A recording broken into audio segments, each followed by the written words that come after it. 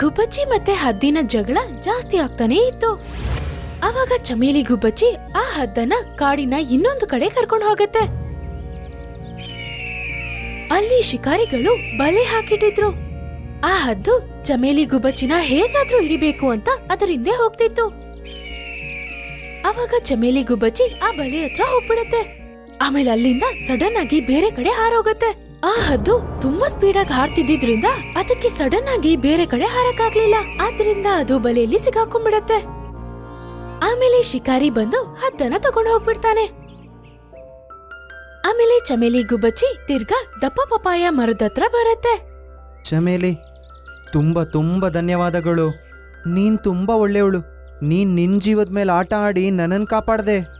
ಏನು ತೊಂದ್ರೆ ಇಲ್ಲ ಅಂಕಲ್. ನಿಮ್ಗೆ ಏನ್ ಅವಶ್ಯಕತೆ ಇದ್ರು ನನ್ನ ಹತ್ರ ಹೇಳಿ. ನಿಮ್ಮನ್ನ ಯಾರು ಈ ತರ ಟಾರ್ಚರ್ ಮಾಡ್ಬಾರ್ದು. ಹಾ ಚಮೇಲಿ, ನಿಂಗೇನಾದ್ರೂ ಸಮಸ್ಯೆ ಆದ್ರೆ ನನ್ನ ಹತ್ರ ಬಾ.